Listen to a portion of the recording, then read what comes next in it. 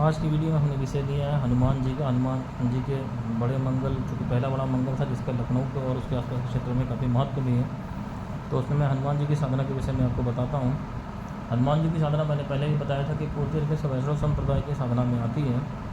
तो इसमें दो बात है, एक तो हनुमान जी की साधना और एक हनुमान जी की आराधना। पहले मैं आम आदमी के संबंध में बताता हूँ, आम आदमी को क्या करना चाहिए हनुमान जी के संबंध में। जो लोग सामान्य मनुष्य हैं वो देखिए अपने दैनिक पूजा में अगर ग्रहों की समस्या से परेशान चल रहे हैं तो हनुमान जी का बजरंग बाण 7 बार उनको पढ़ना चाहिए। लेकिन फिर वो नॉनवेज नहीं खा सकते, कच्चा लहसुन प्याज नहीं खा सकते। जब तक आपका ग्रह दशा खराब चल रही तब तक आप उसको करें, तो आपका ये काम ग्रहों के जो एक से अधिक ग्रह खराब चल रहे हैं तो उससे आपको राहत मिल जाएगी पूरी तरीके से। दूसरा, शत्रु से परेशान चल रहे हैं तो हनुमान जी का लांग उल्लास जो है शत्रुंजय स्तोत्र है वो पढ़ सकते हैं आप। अगर समय हो तो 11 बार पढ़ें, नहीं तो एक बार कम से कम पढ़ना ही पढ़ना है। और इसमें भी परहेज आपको वही है, कच्चा लहसुन प्याज आप नहीं खा सकते हैं और नॉनवेज छोड़ना पड़ेगा। ये दो चीज़ हो गई। मंगलवार को जो है मंदिर जरूर जाना चाहिए। जो कुछ ना आप कर सकें तो हनुमान जी की कृपा प्राप्त करने के लिए मंगलवार को मंदिर जाएं और कम से कम प्रसाद उनको जो बेसन का लड्डू बूंदी का लड्डू चढ़ाते हैं वो चढ़ाइए जो आपकी सामर्थ्य में हो। तो ये रूटीन बनाओ जब तक आपके जीवन में समस्या चल रही। विशेष रूप से शनि या मंगल खराब अगर चल रहे हैं या आप तंत्र मंत्र ये सूक्ष्मगत की बाधाओं से परेशान हैं तो ये प्रयोग आप कर सकते हैं। जिसकी सामर्थ्य हो फिर वो जो है महीने में एक बार जैसी आपकी समस्या हो उसी हिसाब से हनुमान जी को फिर आप चोला, लंगोट और उनका जो है खड़ाऊ, चमेली का तेल और हनुमान जी का सिंदूर होता चढ़ाने वाला, ये मंदिर में चढ़ावें। 101 रुपया वहाँ पे चढ़ावें। ये कि आप उपाय के रूप में कर सकते हैं अगर आपके जीवन में बहुत सारी समस्याएं चल रही हैं। ज़्यादातर ये भूत प्रेत तंत्र मंत्र वाली है, तो ये हर महीने का आप नियम बना लें कि हर महीने में किसी एक मंगलवार को आप ये करेंगे। फूल वगैरह उसमें रख लें तो ये आपका प्रयोग के रूप में काम करेगा। और वहाँ मंदिर में जाएँ तो आप अपना हनुमान बाहुक है, हनुमान चालीसा है, बजरंग बाण है, वहाँ मंदिर पे बैठ के थोड़ी देर पढ़ें। और वहाँ पे दान पात्र में जो 10-20 रुपये आपको डालना हो डाल दीजिए। ब्राह्मण के हाथ में अपना 101 रुपया दे दीजिए, वो आपके उसमें आ जाएगा। काट पीट ना हनुमान जी से प्रार्थना कर लें कि मेरे ऊपर जो सूक्ष्म की समस्या है तंत्र मंत्र की है उससे मेरी रक्षा भी करें और इसमें जितनी काट संभव है इसके ज़्यादा वो काट के लिए है। तो ये एक प्रयोग हो गया आम आदमी जो इसका कर सकता है हनुमान जी का। बाकी हनुमान जी की कृपा प्राप्त करने के लिए भगवान श्री राम का ज़रूर से आपको कोई ना कोई उनके नाम से नाम जप, जैसे श्री राम जय जय राम है उनका नाम जप है तो आप हनुमान जी के मंदिर में जाएं और 108 बार यही पढ़ें। इसमें किसी दीक्षा की आवश्यकता नहीं है। भगवान श्री राम का ये नाम जप करें, 108 बार पढ़ें। जब भी हनुमान जी के मंदिर जाएँ जो प्रयोग मैंने बताया उसमें भी ये आप करें तो आपको बहुत जल्दी फ़ायदा होगा।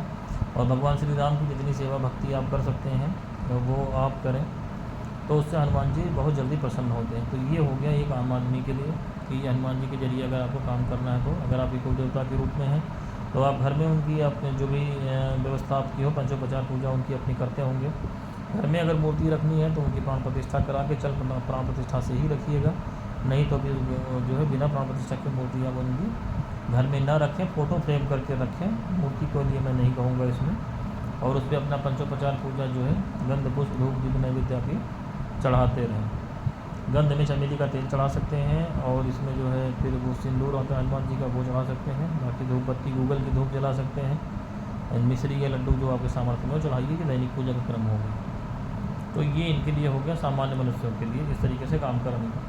आप जो साधना में इसमें जाना चाहते हैं हनुमान जी की, तो हनुमान जी की साधना भी काफ़ी कठिन साधना, परीक्षा वाली साधना, क्योंकि इनसे कोई गलत काम करने की कभी उम्मीद नहीं करनी चाहिए। शांति कर्मों में हमेशा आपके साथ रहेंगे, सद्बुद्धि देने वाले हैं, सही रास्ते पे बढ़ाने वाले हैं। तो इसलिए कोई भगवान शिव के रुद्र रूप की जो मैंने साधना कही थी तांत्रिक बनने के उद्देश्य में, उस क्रम में ये आता है हनुमान जी का।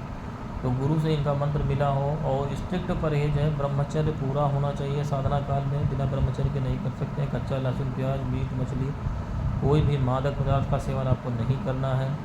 स्त्री से बिल्कुल दूर रहेंगे और जितने अक्षर का मंत्र मिलेगा उतने लाख जप करना है और उसी हिसाब से उसका दशांश आशीर्वाद जप करके उनके मंत्र की सिद्धि होती है।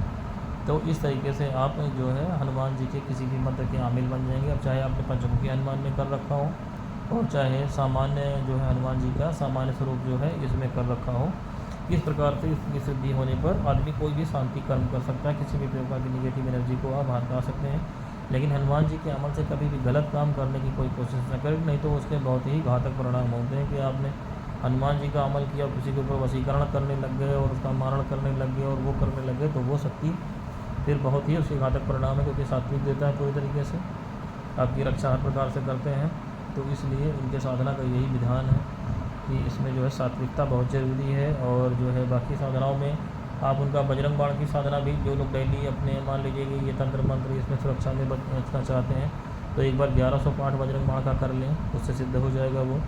और उसके बाद जो है फिर उसको प्रतिदिन आप अपना जो है, अगर ग्रहों वाले में पढ़ते हैं तो 7 बार पर्याप्त है, नहीं तो आप 1 बार कम से कम पढ़िए, तो वो उससे आपके हनुमान जी की कृपा रहेगी। 1 बार अगर आप पढ़ते हैं तो इसमें दैनिक क्रम में फिर अपना खाना पानी के लिए थोड़ा बहुत महीने 19-20 होगा तो हो जाएगा, लेकिन करना यही चाहिए कि हनुमान जी के साधकों को कच्चा लहसुन प्याज और मीट मछली के लिए मैं तो नहीं कहूँगा अपनी तरफ से, क्योंकि फिर उसमें आपकी मेहनत जाएगी और उनकी शक्ति नहीं आएगी, क्योंकि वो सामंजस्य नहीं बैठता कभी भी। उनका जो स्वरूप है शक्तियों का वो तामसी व्यक्ति के साथ नहीं बैठ सकता।